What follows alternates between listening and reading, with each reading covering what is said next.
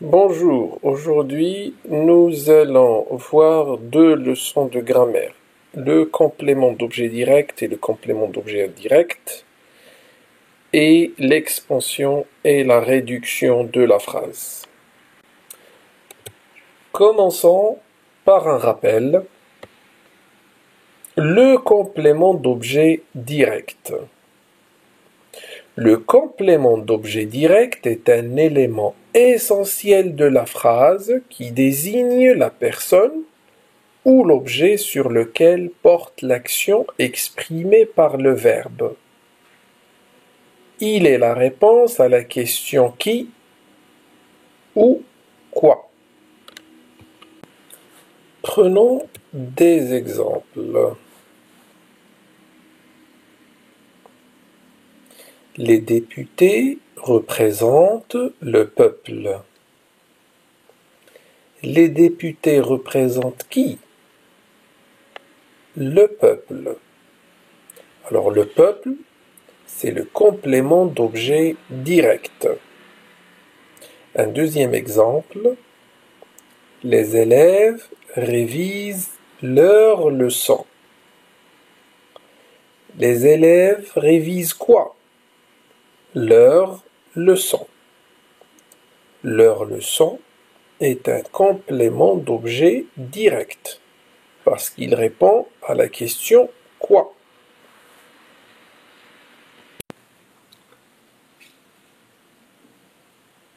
Une petite remarque à faire sur le complément d'objet direct. Le complément d'objet direct est un mot ou un groupe de mots qui est relié directement au verbe, sans l'introduction d'une préposition. Nous avons trois exemples de phrases. On va les étudier une par une. Les médecins s'occupent des patients. L'artiste peint sa toile. Les scientifiques cherchent un vaccin. Alors dans la première phrase, nous avons les médecins s'occupent des patients. Le verbe s'occuper est en bleu et le complément d'objet direct des patients est directement placé après le verbe. Et il n'y a aucune préposition entre ces deux éléments de la phrase. Dans la deuxième phrase, l'artiste peint sa toile, la même chose.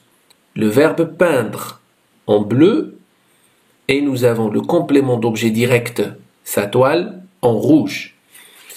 Alors le complément d'objet direct est relié directement au verbe sans qu'il y ait l'introduction d'une préposition. Les scientifiques cherchent un vaccin. On peut dire la même chose sur cette phrase-là. Le verbe chercher en bleu et le complément d'objet direct qui est dans ce cas un vaccin qui est placé directement après le verbe et il n'y a aucune préposition placée entre le verbe et le complément et c'est pour cela qu'on l'appelle un complément d'objet direct parce qu'il est relié directement au verbe. Passons maintenant au complément d'objet indirect. Le complément d'objet indirect est aussi un élément essentiel de la phrase. Il répond aux questions suivantes. À qui? À quoi? De qui? De quoi? Avec qui? Etc. Voyons quelques exemples. Maman téléphone à grand-mère. Maman téléphone à qui? À grand-mère. Donc, à grand-mère, c'est un complément d'objet indirect. Les voyageurs parlent de leurs aventures. Les voyageurs parlent de quoi? De leurs aventures. De leurs aventures est un complément d'objet indirect parce qu'il répond à la question de quoi. Voyons maintenant d'autres exemples avec à quoi et à qui. Le coureur se prépare à la course. Le coureur se prépare à quoi? À la course. À la course, c'est un complément d'objet indirect qui répond à la question à quoi. L'élève se souvient de son maître. L'élève se souvient de qui? De son maître. Alors 200 mètres est le complément d'objet indirect qui répond à la question de qui. Comme vous avez vu dans les exemples que nous avons étudiés tout à l'heure, le complément d'objet indirect est un mot ou un groupe de mots qui n'est pas relié directement au verbe, mais il est introduit par une préposition. Vous pouvez les voir sur ces deux phrases. Les médecins s'occupent de leurs patients. Les parents pensent à leurs enfants. Dans la première phrase, vous avez la préposition de qui est placée entre le verbe s'occuper et le complément d'objet indirect leur passion.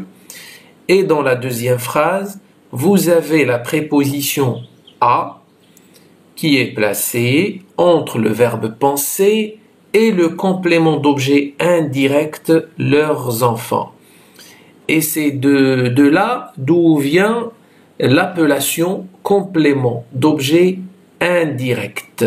Il est indirect parce qu'il n'est pas relié directement au verbe, mais qu'il est introduit par une préposition, et c'est pour cela qu'on l'appelle indirect, complément d'objet indirect. De quoi peut être formé le complément d'objet? Le complément d'objet peut être un groupe nominal, j'attends mes amis.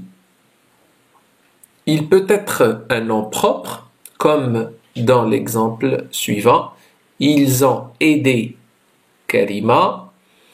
Il peut être aussi un pronom, nous les avons appelés, et il peut être un verbe, comme dans la phrase Ali adore voyager.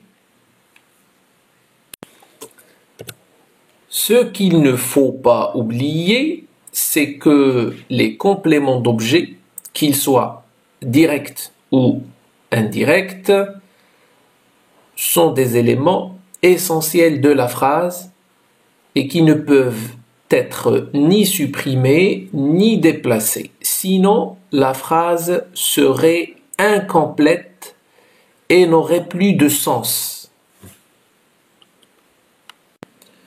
Passons maintenant à un exercice d'application. Soulignez le complément d'objet dans chaque phrase et indiquez sa fonction. Karim apporte une tisane. Il pense à ses amis et il rit. Les loups ont tué la brebis. Je vous comprends. Je sais nager. Il parle longtemps à l'inconnu. Les chiens et les chats reconnaissent leur maître.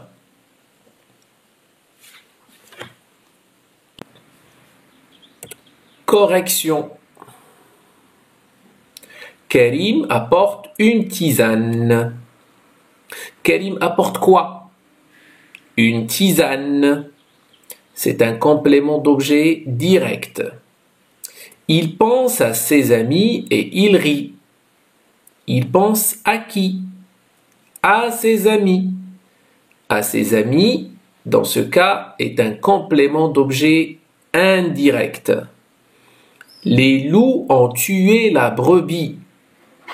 Les loups ont tué quoi? La brebis. C'est un complément d'objet direct. Je vous comprends. Je comprends qui? Vous, ici, est un pronom qui est un complément d'objet direct. Je sais nager. Je sais quoi? Je sais nager. Nager est un complément d'objet direct. Il parle longtemps à l'inconnu. Il parle longtemps à qui? À l'inconnu. À l'inconnu est un complément d'objet indirect. Les chiens et les chats reconnaissent leur maître. Les chiens et les chats reconnaissent qui? Leur maître. Leur maître, dans cette phrase, est un complément d'objet direct. J'espère que vous n'avez pas beaucoup de fautes. Étudions ensemble l'expansion et la réduction de la phrase. Prenons ces deux phrases. L'ouvrier commence son travail. Et la phrase très tôt le matin, le jeune ouvrier commence sérieusement son travail à l'usine. À votre avis, ces deux phrases ont-elles le même sens? Eh bien oui, les deux phrases ont le même sens. Les deux phrases disent que l'ouvrier commence son travail. Comment est la deuxième phrase par rapport à la première? On remarque bien que la deuxième phrase, même si elle dit la même chose que la première, elle est un peu plus longue. Elle contient plus de mots que la première phrase. Prenons l'exemple que nous avons vu tout à l'heure. L'ouvrier commence son travail.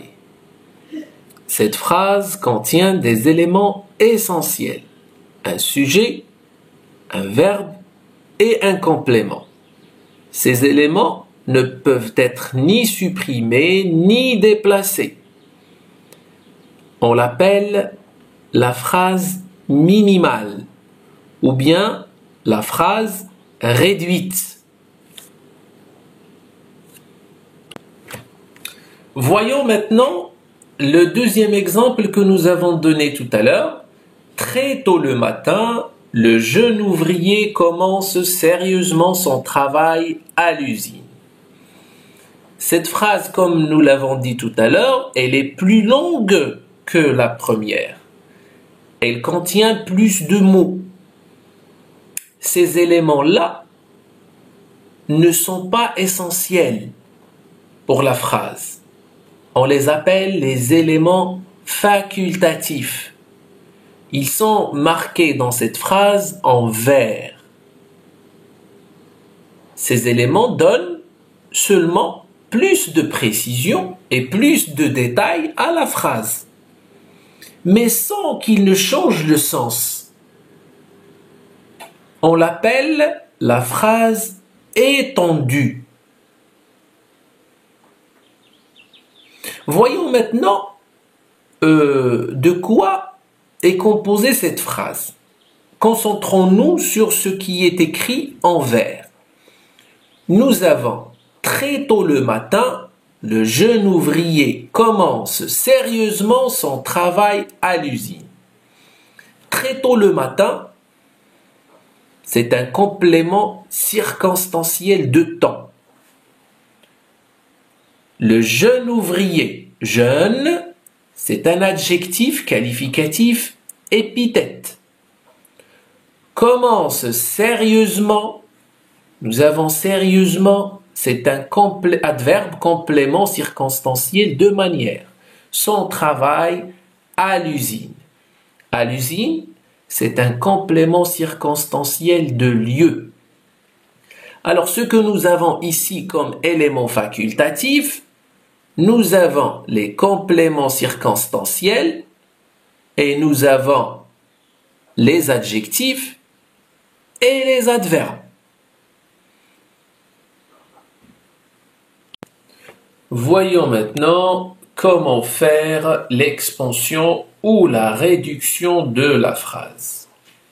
Pour l'expansion, il suffit de prendre une phrase minimale composée d'un sujet, d'un verbe et d'un complément et d'introduire des adjectifs, des adverbes et des compléments circonstanciels de lieu, de temps et de manière.